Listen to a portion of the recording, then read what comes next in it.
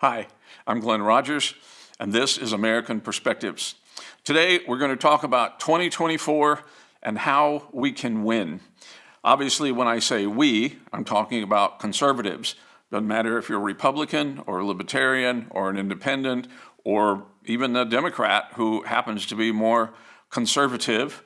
I think the question is, what can we do to reverse the trend that's taken place in the last several weeks so that we can put things back on a more even keel?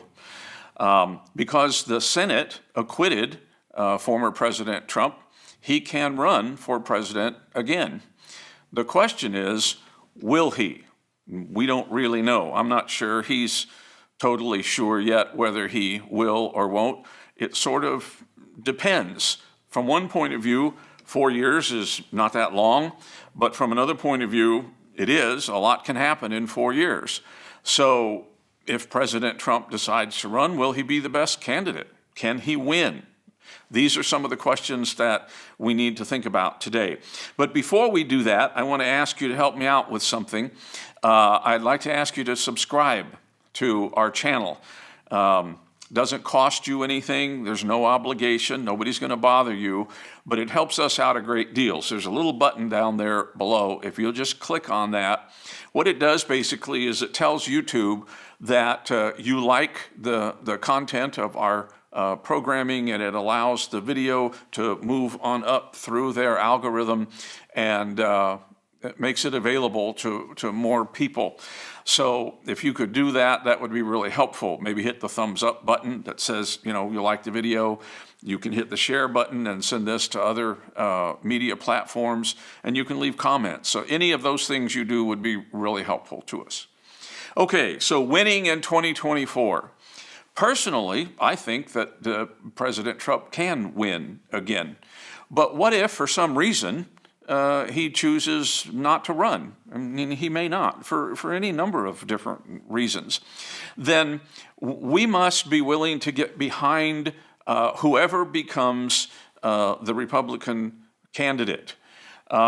We need to make sure that we are voting for somebody who can actually win. And that means we've got to have the very best candidate or group of candidates out there so that we can get back in the White House.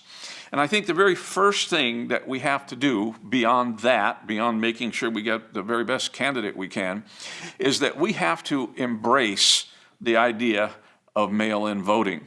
Now, that may sound surprising coming from a conservative, but here's the thing. I think once something is put in place, it's very, very difficult to get it removed, to take it back out. Okay, it's almost impossible to do that. And many people like the idea of mail-in voting. And so I think we might as well just simply embrace the idea and say, okay, if there's going to be mail-in voting, then we're going to get after mail-in voting. We need to organize in every single state. We need to make sure that we set up structures, including some legal structures that will make sure that every legal vote gets counted and illegal votes don't get counted. We need to make sure that those signatures are verified. There needs to be a cross-check with the voting registration records and that sort of thing.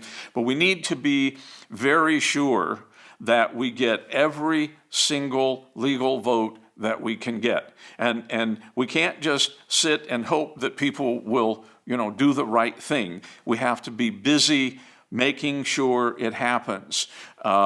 Essentially, we need to do the same thing the Democrats did this last time around, except we need to make sure the votes that are counted are legal votes, and that nobody can raise the question of potential fraud or anything like that. We don't want to go through that again.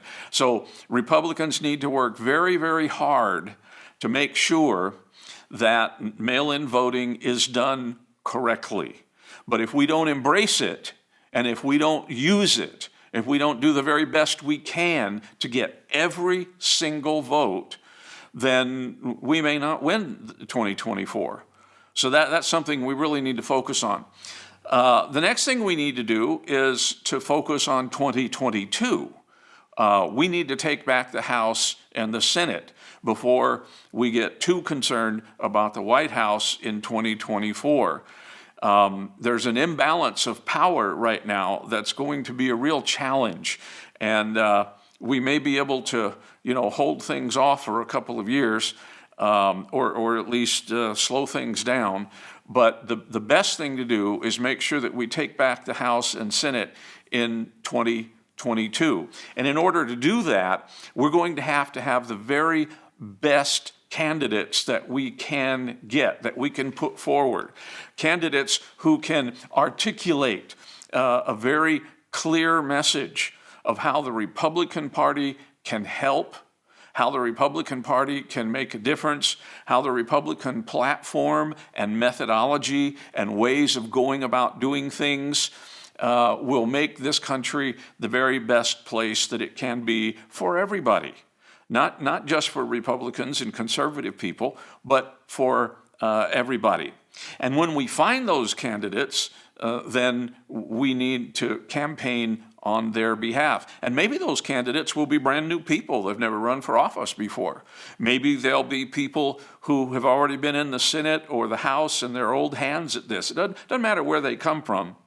The right candidate is who we need to look for, whether they're an old face or a new face, whether it's a man, a woman, irrespective of their race or their ethnic heritage. None of that other stuff matters. Whether they have a nice personality or not doesn't matter. What matters is that they're the very best candidate who can get the job done and who can speak in a way to convince people that they can get the job done. And that's what we need to focus on for 2022. And then when we're looking at 2024, we need to put forward the very best presidential and vice presidential candidates that we can possibly get and make sure that we get every legal vote. So those are pretty fundamental things. But beyond that, I think one of the things that we need to do, we being conservatives, and again, libertarian, independent, Republicans, whatever, but conservative people, we need to be willing to talk to other people. The old saying is, you never talk about religion in politics. Well, I think that's wrong. I think that's a mistake. In fact, what we need to be talking about is religion and politics. There's not much else that's more important. In fact, I can't think of any other large basic category of stuff that's more important to talk about than religion and politics. We need to talk about it. And we need to talk about what's going on right now, the silliness, the foolishness of what's going on. Well, like what? What foolishness is going on? Well, right now, one of the things going on is the environmental stuff. 11,000 people just lost a job, and another 3,000 or 4,000 or more people who worked in support businesses that supported those pipeline workers, okay? They're hurting as well because those 11,000 people aren't doing those jobs anymore. And so the support businesses that were there are suffering as well. Why was this the right time to do that? I think it wasn't. And the simple answer or a reason why it wasn't the right time is that we do not yet have in place multiple sources of energy, alternative energy sources that are dependable so that we no longer need fossil fuels. And you can't just cut off fossil fuels. We need to be energy independent. And we have enough of it right here at home. We don't need to be going to other countries to have to buy oil. We have plenty of oil here, but we have to have some way to get it here. And it's less expensive in using the pipeline than it is using other means of transportation. It just didn't seem to make any sense to cut that off. It didn't make good business sense, didn't make good energy sense. It didn't make sense. And we need to talk to people about that, and we need to try to convince people to think differently about some of these things. Border issues. President Trump worked very hard to stem the flow of illegal entries into our country, and things were working well. And then all of that came to a screeching halt a couple of weeks ago, and it's already building up. We've already doubled numbers in some places, in some situations, and it's a serious problem. We need to talk to people about that. It's not that we have issues with immigration in general. Immigration's a wonderful thing, but illegal immigration is a problem. People who do not qualify for asylum, getting asylum is a problem. People coming into the country who have no legal right to be here is a problem. It's a drain on our resources. Our society is already struggling with a number of things. We don't need several million new people coming in illegally to create more issues or more problems. And that doesn't mean that we don't care about people, that we don't want to help people. It doesn't mean that at all. It just means that we have a country that we have to take care of, and our citizens have to come first. We need to be talking about that. There are Second Amendment issues we need to be talking about. The Second Amendment is one of our most basic rights, the right to keep and bear arms, to be able to defend ourselves. And yet even the government is trying to infringe on that. The government's job is to secure our rights, not to infringe on our rights.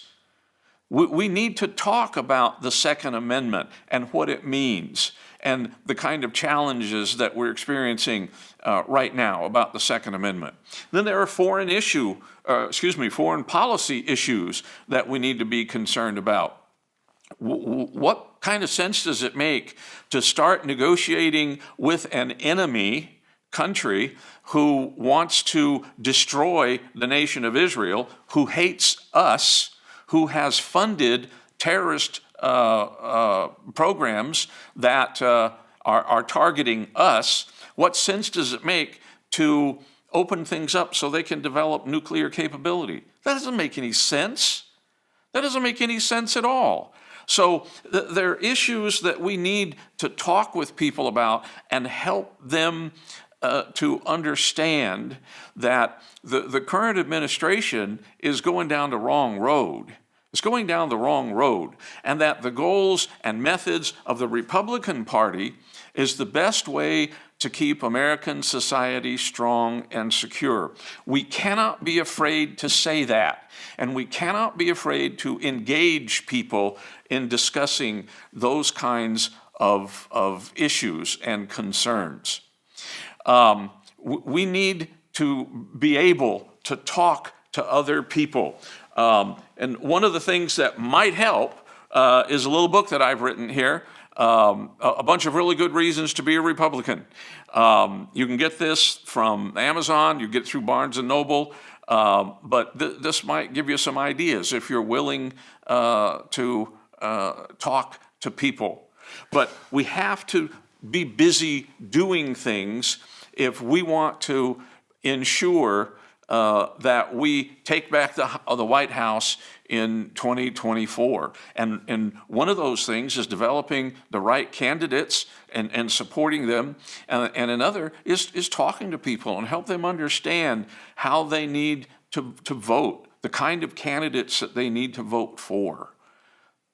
Well, that's my presentation for today. Hope you enjoyed it. And let me say again, if you can, we'd really appreciate you subscribing to the channel. It would help us a great deal, hitting the like button, maybe sharing this on some other media platforms. But thank you for watching. Hope you'll watch again.